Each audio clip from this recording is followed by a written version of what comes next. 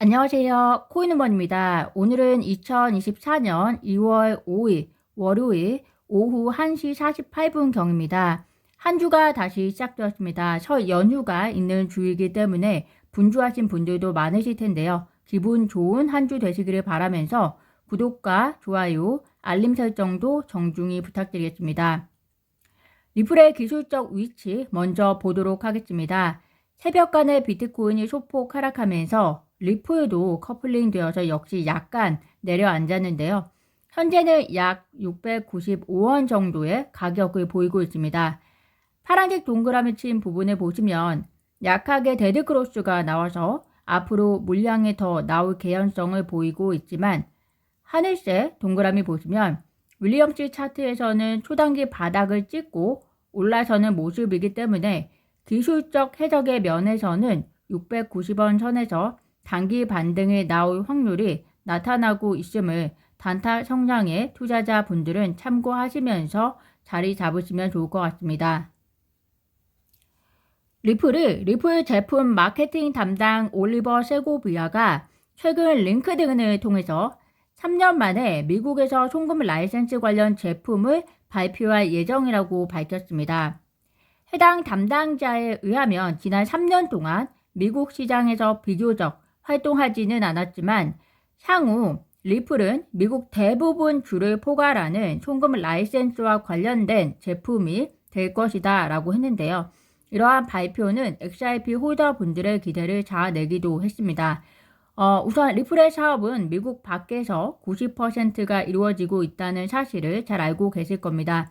그 이유는 바로 리플과 SEC 소송의 장기전으로 인해서 미국 내에서의 사업 불확실성 때문인데요. 그런 리플이 미국 내에서의 라이센스 사업이 가능한 제품을 발표할 것이다 라고 이야기한 것은 소송이 조만간 일단락이 되고 리플이 미국 내에서의 사업이 가능해질 것이라는 추측을 가능하게 하는 것 같습니다. 미국 내에서의 사업이 확장이 되고 또 리플의 사업이 전 세계 내에서 미국과 미국 밖에서의 포션이 동시에 밸런스를 갖게 되면 당연히 주요한 코인 XRP에게는 주요한 호재가 될 겁니다. 그런데 다만 리플이 미국 내에서의 송금 서비스 관련 사업을 확장하려고 하면 두 가지가 해결이 되어야 할 것으로 보입니다. 하나는 송금 결제 서비스 사업이 결국에는 기관 대상의 사업이기 때문에 리플과 SEC 소송에 남아있는 기관 대상 XRP 판매에 대한 벌금에 대해서 조속한 합의가 이루어져야 할 것으로 보이고요. 조속한 합의가 불가능하다면 현재 토레스 판사가 명령했던 타임라인에 의해서 리플 입장에서 순조로운 항해가 가능해야 할 것으로 보입니다. 4월 말이 되면 그 과정은 모두 끝이 난다는 것을 잘 알고 계실 것이라고 생각이 들고요. 두 번째로는 리플의 기관 대상 송금 사업에 있어서 이 XRP의 거래가 증권거래 예외 사항이 되어야 한다는 점입니다. 호주의 암호화폐 변호사 빌모건 변호사는 그리고 다른 암호화폐 전문가들은 ODL, 즉 리플 페이먼트 사업은 증권거래 예외가 되어야 한다고 주장을 하고 해왔었는데요. 토레스 판사에 좀 더 구체적인 판결이 있어야 할 필요성이 있다라고도 생각이 듭니다.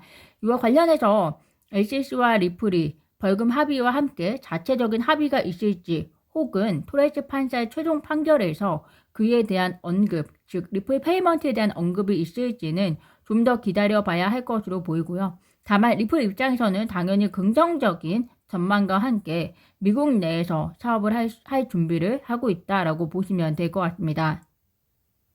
XRP 관련해서 넷플릭스 다큐멘터리가 오픈될 예정이라고 합니다. XRP Unlucid라는 제목이고 예고편이 나온 것으로 확인이 되는데요. 해당 다큐멘터리 내용은 XRP와 리플과 관련된 최근 사건을 둘러싼 복잡한 세부 사항을 파헤치는 것을 목표로 하면서 미국의 규제, 그리고 소송과 관련한 시장 혼란, 이더리움의 프리패스를 부여한 빌 힘먼의 논란이 많은 연설 등이 포함이 된다고 합니다. 또 유명한 암호화폐 관계자, 금융 자문가, 그리고 리플 및 법률 전문가들의 논의도 담는다고 합니다. 특히 SEC가 리플과 XRP를 겨냥한 것은 SEC가 암호화폐를 통제하려는 노력의 일환이며 또 SEC가 XRP를 기존 은행과 금융 시스템에 대한 중대한 위협으로 꼽았기 때문이다 라는 내용이 담아 있다고 하니까 기대해 보시면 될 것 같고요. 해당 다큐멘터리가 얼마만큼 미국 사회와 그리고 SEC를 고발하는 데 있어 파장과 영향력을 가져올지는 알 수 없지만 여론조사 결과 약 94%가 해당 다큐멘터리를 시청할 것이라고 한 만큼 더 많은 대중에게 암호화폐 관련 관심을 일으키는 데 있어서 그래도 영향을 줄 수 있지 않을까 생각을 해봅니다.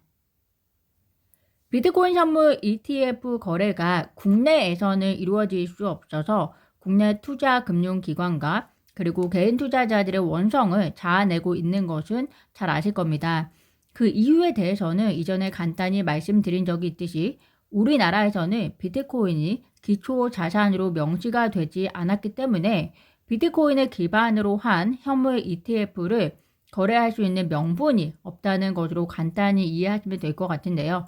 그렇지만 현재 사회적인 분위기를 눈치 보는 것인지 모르겠지만 금융감독위원장은 2024년도 업무 계획을 발표하면서 SEC 게리 겐슬러 위원장과 만나서 가상자산 이슈 그리고 비트코인 현물 ETF 등 눈높이를 맞출 부분들이 있다. 지금은 SEC 정책이 전 세계에 미치는 영향이 중요하기 때문에 협의할 필요가 있다라고 말했다고 합니다.